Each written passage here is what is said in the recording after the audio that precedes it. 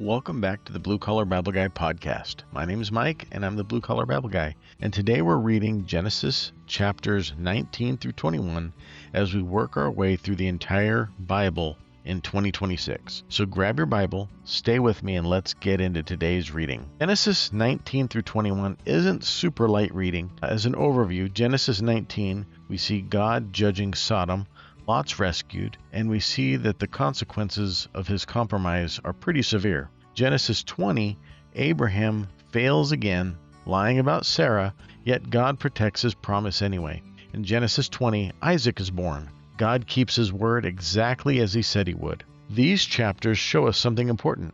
God is faithful even when his people are inconsistent, and that should give us all encouragement. So, as we get started, I just want to remind you to please like the channel, subscribe to the podcast, and share it with your friends and coworkers. Let's get a large group of people reading the Bible together all in a year in 2026 so that we can go out and be faithful encouragers of other people while we're at work every single day.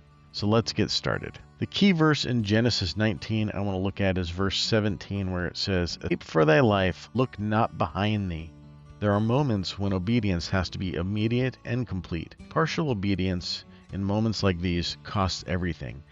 And that's what happened in Lot's life and his family. Genesis 21, the key verse is, "And the Lord visited Sarah as he had said, and the Lord did unto Sarah as he had spoken." This verse is worth slowing down for and looking over the entire chapter. God does exactly what he says, no more, no less, no late, no early, on time, every time. If you carry one verse with you today, let it be that one. And I'll read it again. "And the Lord visited Sarah as he had said, and the Lord did unto Sarah as he had spoken." The thing that really stood out to me in these chapters is the truth that delay does not mean denial. Decades pass between promises and fulfillments. If you just look at how the story of Abraham and Sarah laid out, you'll see a span of many years between the time that the promise was made and then the time Ishmael was born. And then I believe it was about 15 or 16 years later before we saw the promise of Isaac fulfilled. So just because it seems like God's delaying doesn't mean that God has denied his promises or his covenant or forgotten about it. Failures happen along the way. We're all gonna do things incorrectly. We're all gonna fail at times, but it doesn't mean that the promises end. Fear shows up again and again in the lives of Sarah and Abraham, yet the promise of Isaac is true. And yet amongst all that, Isaac is born. We all know that working people understand waiting. We wait on raises, we wait on schedules, we wait on answers that don't come quickly, we wait on maintenance to get things done on our vehicles or equipment, we wait on customers sometime to make decisions, we wait.